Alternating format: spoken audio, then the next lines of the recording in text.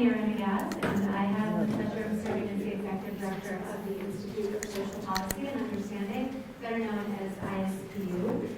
We're joined, ISPU is joined today, I'm joined today by a bunch of my colleagues from ISPU, as well as a number of experts from partner organizations, including the Sikh Coalition, American Muslim Health Professionals, the Council on American-Islamic Relations, and the Justice for Muslims Collective. I want to thank our co-hosts today, Congresswoman Rashida Tlaib and Congressman Andre Carson, who both helped and co-hosted this briefing today. I also want to thank all of you for taking time out of your busy day. Things are a bit hectic in the world right now, so I appreciate you taking a pause for this particular topic. For those of you who have not heard of ISPU, we are a nonpartisan, nonprofit research and education organization. And we aim to ensure that all conversation, all dialogue, and all decision-making that impacts upon American Muslim communities is well-informed. And to do that, we conduct objective and solution-seeking research, and we take that research to both the general public, and we equip leaders like every person in this room with the information and data that we have so you can make well-informed decisions. We were founded in 2002, and we've been a resource for policymakers, for journalists, for educators and advocates, community leaders, and many more for nearly 2 decades now. All of our research is available online at www.isp.org for free, so feel free to peruse our website, and you'll find a lot of the stuff that we'll be presenting today. Today we're going to be examining religious-based bullying and discrimination, looking at its size and scope, who's affected, what are the drivers and predictors, and what are some of the outcomes of this type of bullying and discrimination. And it's obviously a very timely and critical discussion. We know from our research at ISPU that certain religious groups, including Muslims, are disproportionately affected by religious-based bullying and discrimination. We also know from our research that anti-Muslim sentiment ticks up during election years. And so there's ample reason to believe that this will be the case throughout 2020. In fact, 2016, our last federal election year, saw historic high levels of anti-Muslim hate crimes as reported to the FBI, even higher than levels after 9/11. And we've seen a lot of similar negative sentiment towards other religious groups. And this obviously impacts the way not only that adults relate to each other, but the way that students relate to each other, and indeed the way adults relate to students.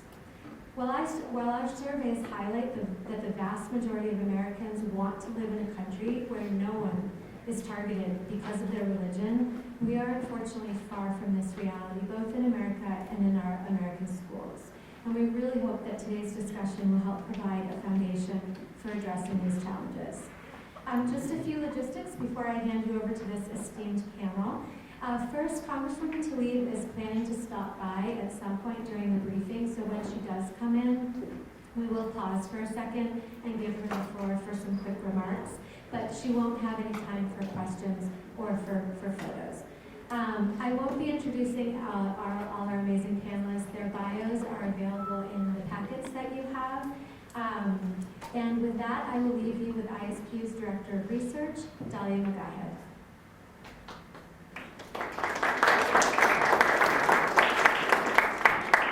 Thank you so much. Thank you, Mira. Thank you all for being here. My job today is to be both the moderator of this panel and also to set the context with our research on what we're talking about, religious-based bullying. Now, as Mira mentioned, around election cycles, anti-Muslim hate crimes do tend to spike. We hear a lot about how hard things are in terms of Islamophobia, and it might lead us to the conclusion that most Americans harbor anti-Muslim sentiment. So the first thing I want to actually correct about that or set straight is that is actually not the case. So what we found is that 22% of the American public in 2019 said they had unfavorable views of Muslims. So a minority, 22%, 35% said they had favorable views, and 41% said they had no opinion. So it's an important point because it's very dangerous to believe that the American public as a whole is generally anti-Muslim. There is a significant minority of people who are very loud and also tend to be very organized. Now, a lot of times we believe that Islamophobia, anti-Muslim sentiment, is the organic result of terrorist attacks carried out by a Muslim in the name of Islam. This is what most people attribute Islamophobia to. And the answer, and the reality is it's a lot more complicated. So 9/11 is usually what's blamed for Islamophobia today. But what we found in research from lots of different sources is that according to the Pew Research Center, public opinion about American Muslims actually improved slightly directly after 9/11 versus what it was right before. And when does public opinion become most negative toward Muslims? Is it after a terrorist attack carried out by a Muslim? The answer is actually no. After the Boston bombing, after the Pulse shooting, there was no change in the public sentiment about the association of Islam and violence. Where does the public spike in their perception that Islam is more violent than other religions? It's in the run-up to the Iraq War and around election cycles, especially among Republicans. So Islamophobia is not simply an organic, regrettable outcome of bad Muslims doing bad things. It is a tool of political manipulation. There's also an organized Islamophobic industry that had access to more than $205 million between 2008 and 2013. And finally, the media is far from objective when it comes to Islam and Muslims. One study found that at least 80% of coverage of Muslims and Islam in US news media is negative. Just as a point of reference, 73% of news media about North Korea, which at the time of this study was openly threatening the United States, 73% of news media about North Korea was negative. So you have a faith of 1.8 billion people more negatively portrayed than a state that was designated as a terrorist state by our State Department. Another study found that over the past 25 years, so predating 9/11, the New York Times portrayed Islam and Muslims more negatively than cancer and cocaine. And what's the result of this kind of media coverage? Well, a significant minority, though it is still a minority, and I'll emphasize that, harbor open anti-Muslim sentiment, where 61% of Muslims say that they've experienced some frequency of religious-based discrimination in the past year, more often than any other faith community in America. And among Muslims, the most vulnerable are targeted. So women, much more likely than men, to say that they've been targeted for religious-based discrimination, and young people, more likely than older folks. But it doesn't just limit, this kind of targeting is not limited to adults. 42% of Muslim families with children in the K through 12 system say that their child was bullied at some frequency in the past year for their faith, more often than any other faith community. And what's really alarming, I think, is that 1 in 4 of the bullying cases involved a teacher or administrator as the bully.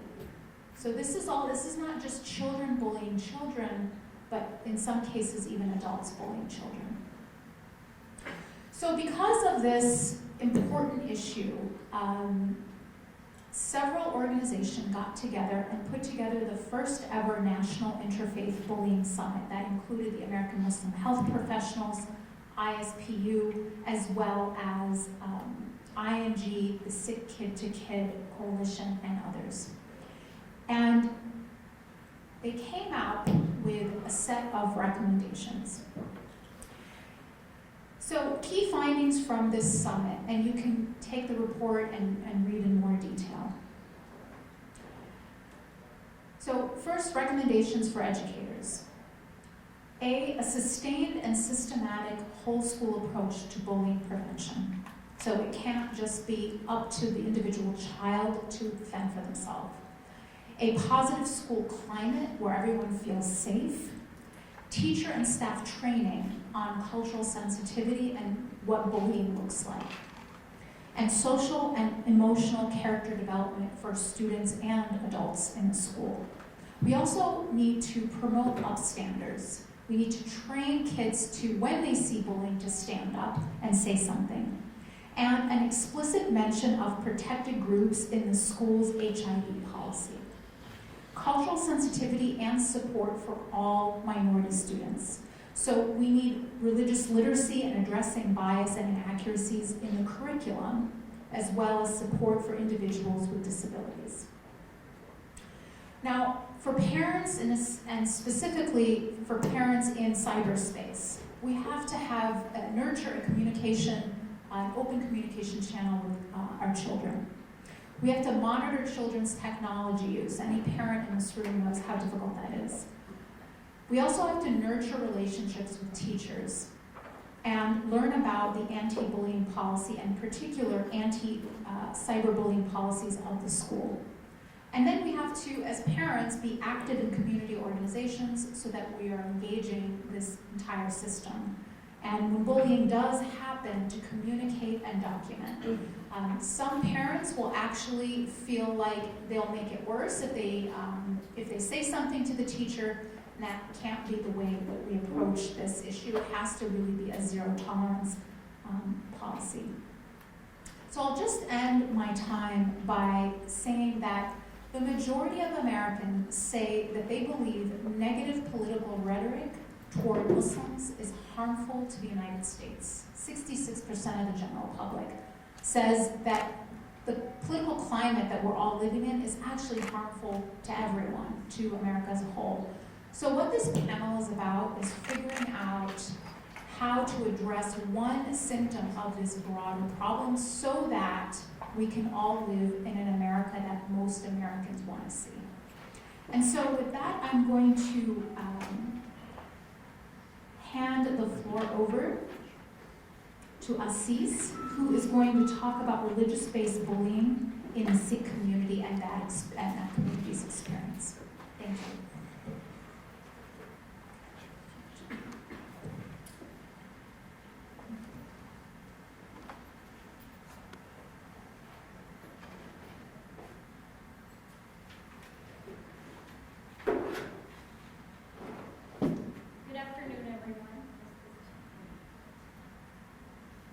Hello, there we go.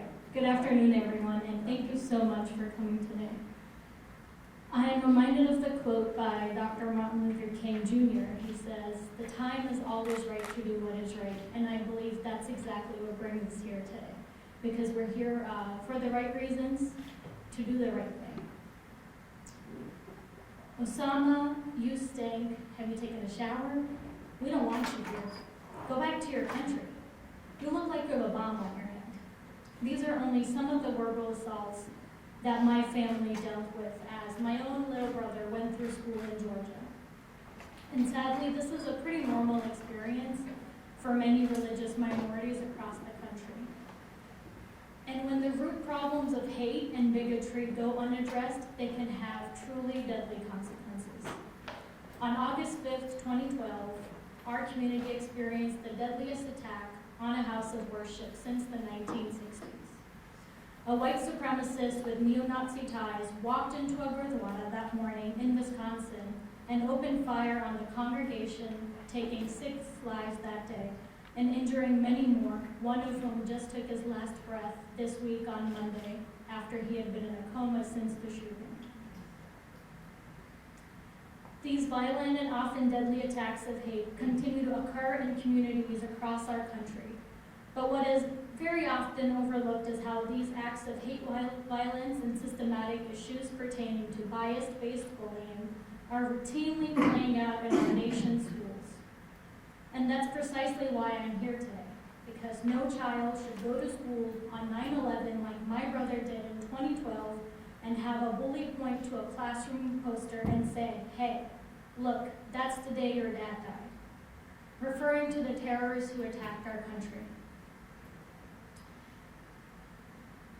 And then soon after, in October 2012, my family experienced what no family ever should. My brother was brutally assaulted.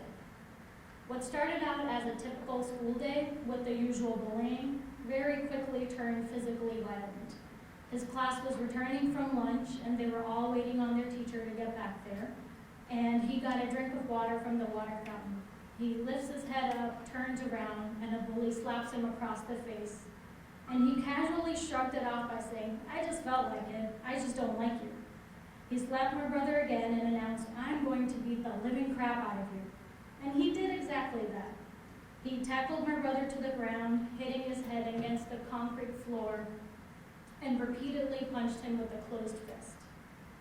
My brother vividly recalls being punched a number of times and hearing classmates yell out, "Terrorist," among other racial slurs.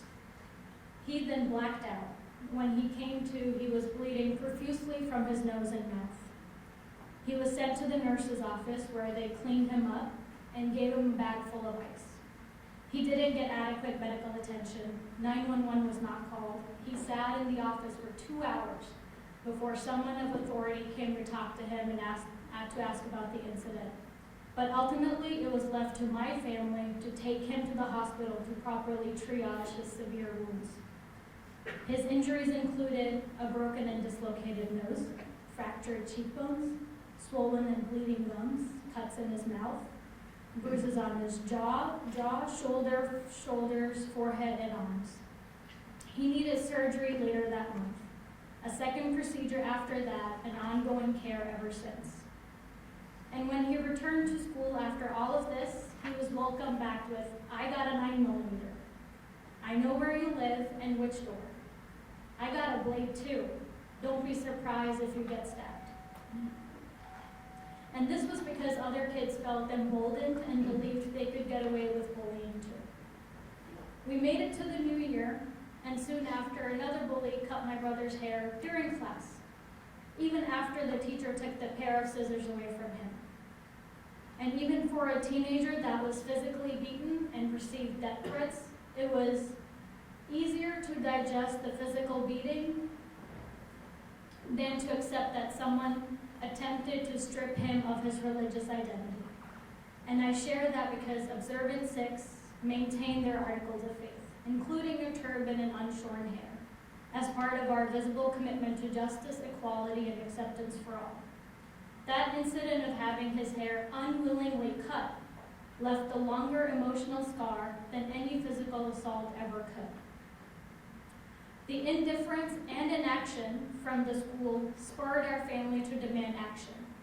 Over several months and years, we started to feel heard and seen.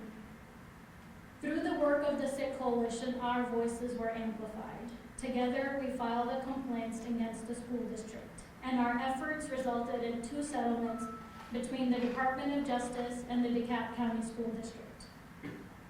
These settlements took years, and none of it was easy. However, that meant that not only was my brother safer at school, but also more than 100,000 kids will be better protected from similar abuse through trainings on 9/11 backlash and discrimination. These changes also sent a strong message to schools nationwide that bullying on the basis of religion would not be accepted or tolerated. Our family's response, where we spoke out and fought back, is not normal either.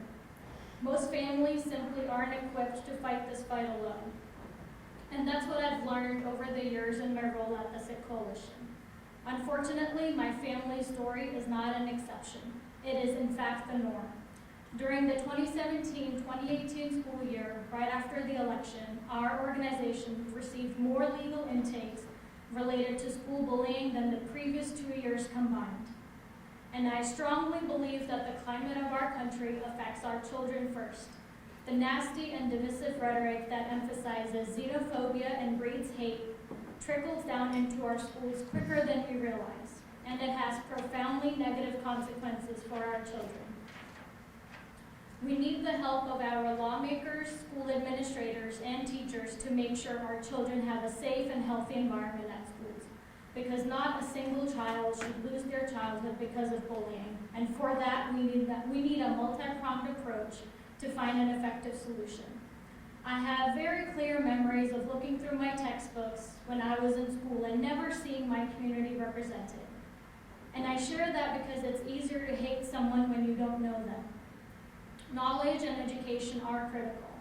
We need our educational standards to recognize our communities through the course curriculum. Because of the Sikh Coalition's persistence, school officials in 12 states have moved to include accurate information about Sikhism in their curriculum, and that leads to 22 million students having the opportunity to learn about Sikhs, and we will not stop until every state makes these needed changes. We also need professional and development training emphasizing inclusivity for school staff so they can better address these problems. We need to put in place protective policies. Our children deserve nothing less than best protection we can offer against the modern challenges our kids face with xenophobia and school bullying on the internet. Finally, there are 2 pieces of legislation that need to be a part of our fight.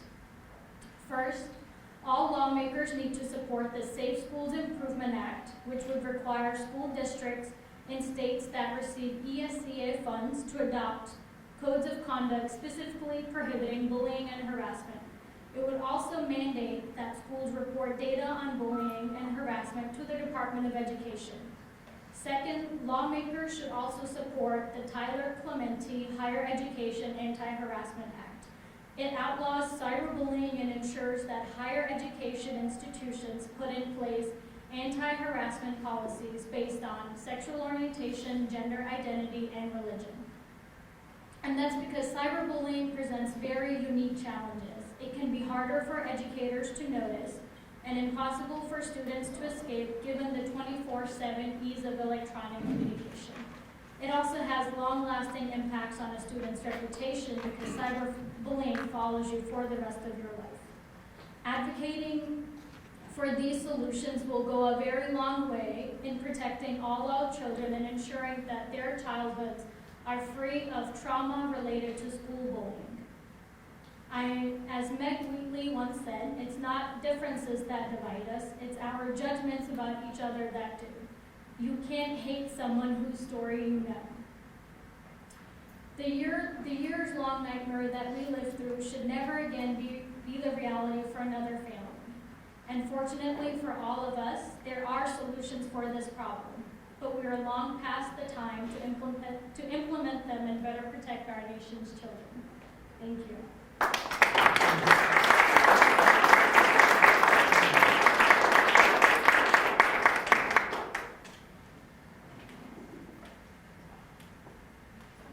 Thank you so much, Aziz, for that moving testimony.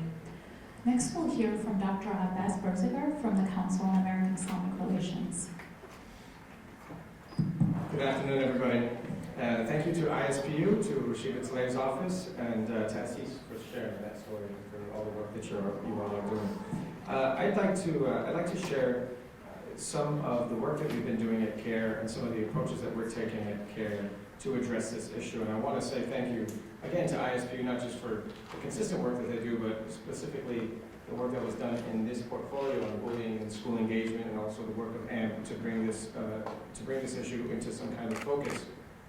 When I arrived at the Office of CARE about 15 months ago, it came to our attention that we were getting increasing numbers of intakes of cases of bullying around the country from our chapters and even here in the local DMV area.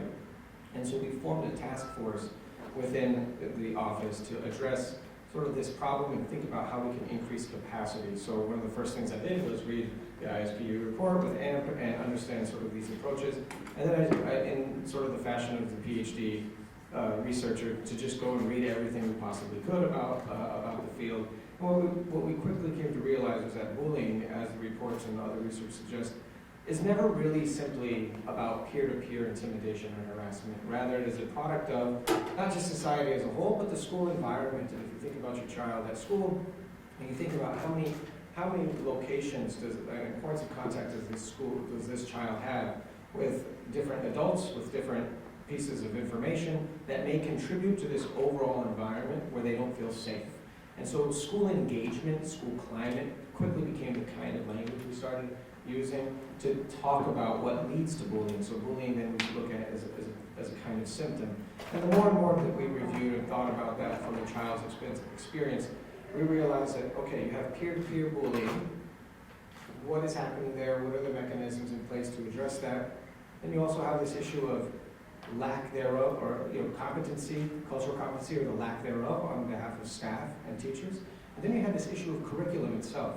So we sort of separated these out, and these are the three categories or three buckets that we began to proceed to experiment through a year-long pilot program now. It's about a year long now, where we are trying to increase our learning about what's happening with students. So we're on the bullying side, on the peer-to-peer contact, we are implementing pilot surveys across our network. So in different states, we're implementing surveys, working with community members to get some data about some more details about how this bullying takes place. And a number of our chapters are already doing some of this work. So we are working with them to optimize the survey, get around the methods and try to maybe streamline that surveying process so we can get more data. CARE Dallas, Fort Worth area, just published a report last week. CARE California did one, I think, just in December. And so we should be releasing something this summer that hopefully will have results from a number of different chapters of ours. But we're trying to understand really what are the concrete points where students are feeling this and then get a better understanding of how that's happening. We also did a real deep dive into what is cultural literacy? What is curriculum?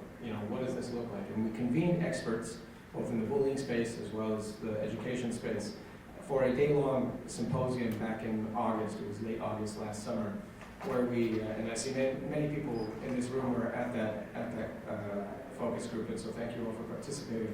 But what we did is we had a really concrete conversation about what does this look like, and one thing that I'd like you to take away from this conversation is when it came to the terms cultural literacy and cultural competency, there was a consensus that quickly formed that said, there is never really an end point where you can become literate or competent in a particular kind of cultural space. Instead, administration, staff, others have to be built and have to be trained, have to build out what we use, the term now is cultural responsiveness, a kind of skills-based pedagogy to be informed about how to deal with certain situations. And so that that school culture of responsiveness might allow for a better preparedness to deal with situations like this. And then when it came to curriculum, what we realized is that teachers, and we all know this, is teachers are just overwhelmed. Teachers are just overwhelmed and they don't have access to resources.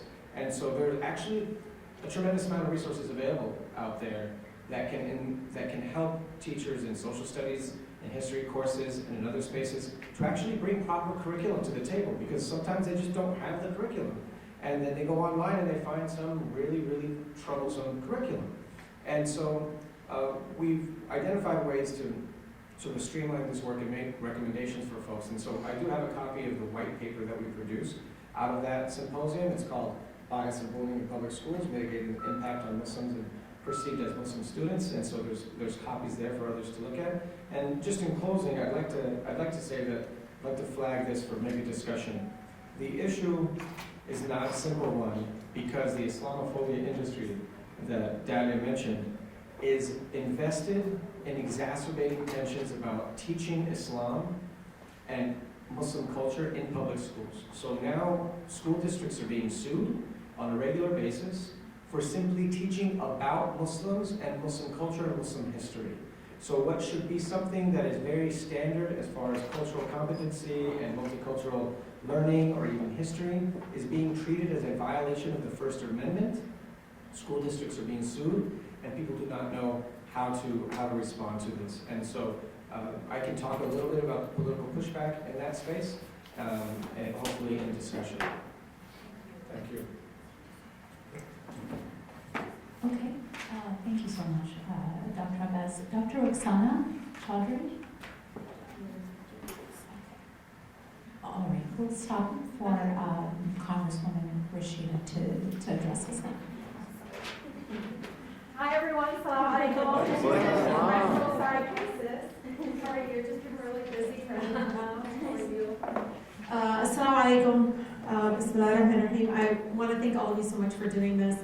When I see communities of color here on the Hill, it feels a little bit more home. So I appreciate you all being here and talking about the important issue. You all know religious minority students are common targets of hate-related speech, as well as harassment, intimidation, bullying in schools. I have so many young people that tell me they're on various websites because they're speaking up for Palestinian human rights, or they're being targeted just because they're speaking about against war. Just being against war, but being Muslim and being directly criticized and targeted because of that, and somehow their voice is not needed when they talk about these issues. But you all know ISPU study, and I'm sure you guys are getting into it, is very profound. And for folks that don't know the history of ISPU, it came about, and all of a sudden it was doing studies on auto manufacturing. Do you remember the bailout? You probably don't remember. They were doing other things around young people in masjids. I would say masjids, but I'm in the Jama. I'm American, so yeah, I know, right? We say Jama. I only say mosques because of the history there. But these mosques are very much seeing folks within our own community maybe not going there, not feeling welcome. It's so much truth in what they do, even making our community put a mirror up and say this is what's going on with our own community. And I think that's really, really critically important. So I do want to commend you all for doing that. Again, as somebody that was very much an activist growing up and kind of watching being treated differently solely based on my views, but it's my lived experience as being Muslim in America, but also my lived experience being a child of Palestinian immigrants, and for me to be able to express exactly what's happening in my family and everything, that it's valued equally in the space and not being used to target or discriminate against our folks. So thank you all so much. It's been a tremendous journey this last year. It's a love-hate relationship, sis. But it's moving forward in that I'm trying to, again, be unapologetically myself and be free in my thoughts here. But if I'm experiencing what I'm really experiencing last year and just even this week, I can't imagine what our other folks are experiencing at university campuses and high schools and all over the country. So thank you all again so much, and thank you all for your expertise and showing people that we're really smart and that we care about so many other things that sometimes are not the stereotypical things that they think that we care about. So I appreciate that very much. Thank you so much, everyone. Assalamu alaikum.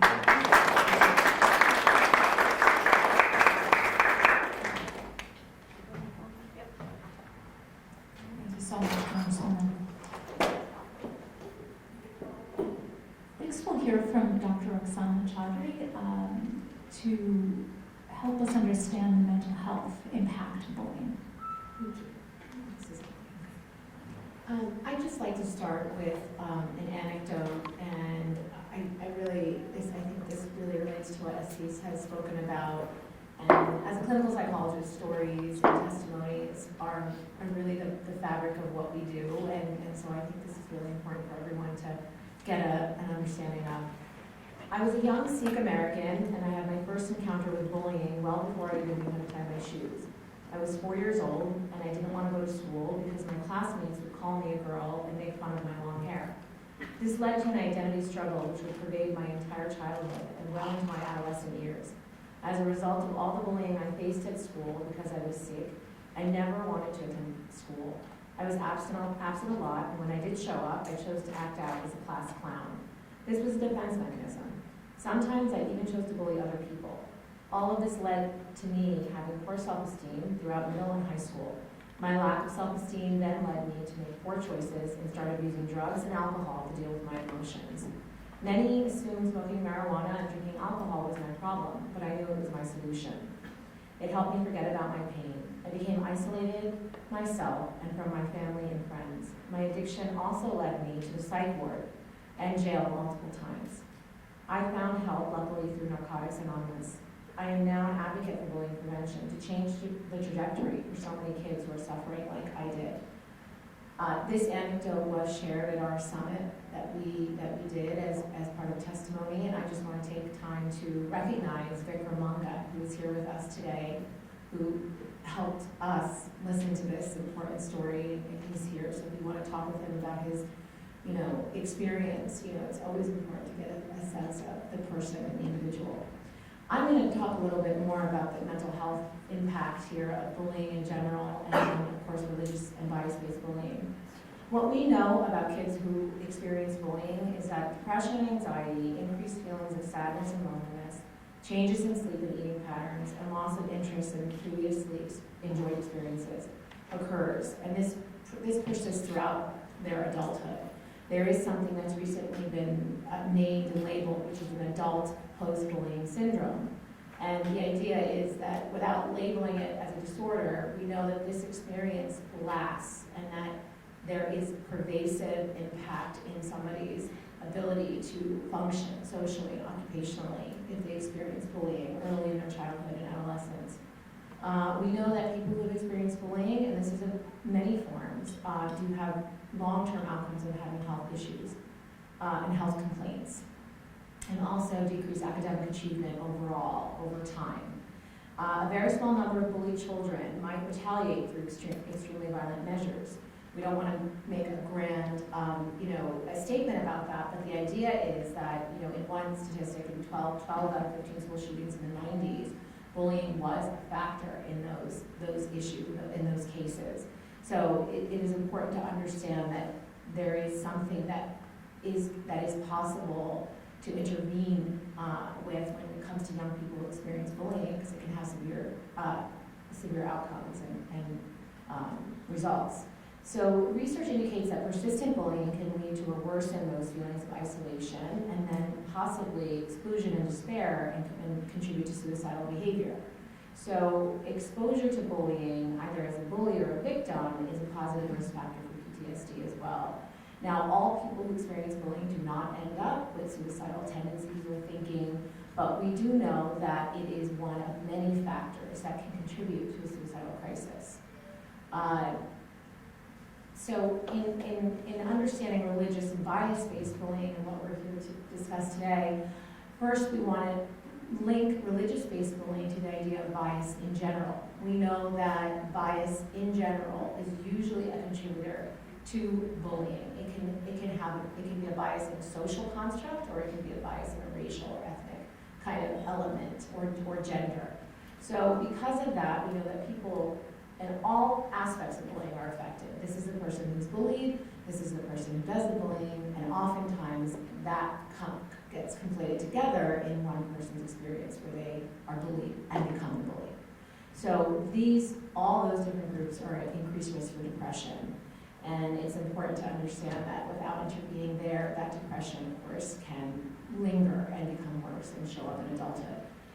A recent study completed in 2018, published in the Journal of Psychology of Violence, found that youth who experienced multiple bias-based bullying incidents experienced more negative outcomes and higher levels of school avoidance and fear when experiencing more than one type of bias-based bullying. So this is in contrast to having one experience of bullying where there might be one bias involved. But when it comes to religious-based bullying, we do need to understand that there's multiple factors that sort of become part of the bias. We know that there's ethnicity, maybe there's gender, maybe there's religion. All of that coming together is really a multiple bias experience. And when one young person experiences that, we know that really does lead to higher negative experiences over their lifetime. So, as a clinical psychologist, and the reason we brought together the summit, originally we decided that intervention, whether it's on a social scale or in in few communities that we can have be involved would be the most important way to reduce the overall mental health impact on our children and our youth from various ethnic and religious minorities. So that's what I'd like to share today, and I'm sure there'll be time for questions. Thank you.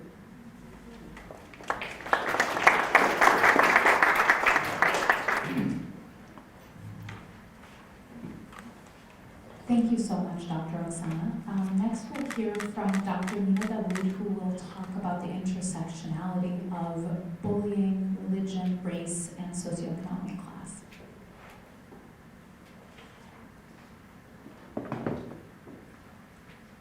Assalamu alaikum, everyone. Thank you so much to ISBU for inviting me here this afternoon. I really appreciate how they put together this panel. I think so many of our approaches to understanding bullying and discrimination have so many different parallels, so I thought this was like a great event. As Mira stated, anti-Muslim sentiments often increase during election year, so I'll share a brief statement and then pose a few considerations for those of us doing work in this area. The day after Republican nominee Donald Trump was elected president was marked by hopelessness, sadness, and despair for Fatima. Having spent the past year strategizing as a political director for the College Democrats of Manhattan University, Fatima describes the day as chilling and unreal. In listening to Fatima's recounting of her experience, it was clear that she was not her normal, cheery self the day following the election. On November 9th, Fatima took to the stage at a gathering where student leaders convened to discuss how the previous night unfolded. After taking a deep sigh, she looks into the crowd and begins. On November 8th, I got a wake-up call that even I didn't see coming. At around 1 in the morning, I got a phone call from my sister. She's a freshman at California University, and she woke up to 4 to 5 young men banging on her door, demanding that she and her roommates, who are also Muslim, leave because this is now Trump's territory. My parents, being a 6-hour drive away, me being a 6-hour flight away, could only do what we could, which is just to call the campus police, console her on the phone, and pray. This short but powerful speech, decorated with deliberate pauses, evokes strong emotions and offers some solace for a group of students who, over the past several years, have been the target of increased discrimination due to the rise of rhetoric put forth by President Trump and his supporters. Fatima, the eldest of 6 and a first-generation American born to Somali immigrants, is not the only student who has these experiences. In the months leading up to and following the 2016 presidential election, I spoke to dozens of students, many of whom are women who are both Black and Muslim, who have experienced this type of discrimination on an interpersonal level. For decades, Muslims have been subject to increased surveillance, detainment, discrimination, and suspicion, facing acts ranging from subtle and overt microaggressions to hateful speech. In a report commissioned by the Committee on Educational Labor, the U.S. Government Accountability Office found that approximately 1 in every 5 hate crimes reported to law enforcement in 2017 were motivated by religious bias. This has been particularly an issue on college campuses, where the number of religious-based hate crimes reported to the federal government has nearly doubled between 2009 and 2017. Given the contentious issues in relationship between many religious minorities and law enforcement, it is likely that this number is severely underreported. Nonetheless, we have seen a rise in religious-based bias, bullying, discrimination aimed at Muslims and those perceived to be Muslim. Yet, as we know from post-colonial scholar Edward Said, Islamophobia is not an isolated form of marginalization. Like modern anti-Semitism and other forms of religious hate crimes, Islamophobia is a byproduct of Orientalism and colonialism, all of which reproduce and produce oppression of other populations. In addressing Islamophobia, it is important for us to understand systems that reproduce interlocking forms of oppression and move beyond just some of these interpersonal challenges. When looking at the experience of Black Muslim women, I drew on a more expansive definition of Islamophobia that includes some of these structural forms. As put forth by the Justice for Muslims Collective, structural Islamophobia is a phenomenon meant to articulate contrived hate and fear of Muslims that is built into structures of the state and society for the pursuit of power. People often ask me why I focus my study on women, and that is because mainstream experiences around Muslims tend to be focused on men, and the same is the case for Black populations. Yet there is a distinct experience that comes from being a woman, which has been defined by the Justice for Muslims Collective as gender Islamophobia and depicts us, Muslim women, as cultural representatives of Islam and Muslim communities, while simultaneously depicting us as inherently oppressed and lacking in any individual collective agency. As my colleagues and I continue to do work in the Muslim community to mitigate religious-based bullying and discrimination, it is important to expand our understanding of these acts of Islamophobia beyond those that are solely caused by individuals on an interpersonal level, but also ones that are deeply entrenched in rhetoric and repeatedly perpetuated by institutions and structures such as colleges and universities and K-12 schools. And for us to really address the root causes of religious-based bullying, we must look to historical issues that have resulted in the structures that were created that resulted in us getting to this point. None of us have all of the answers today, but this is the start of a very important conversation that needs to be continued to be had as we move forward in an increasingly tense socio-political climate. Thank you.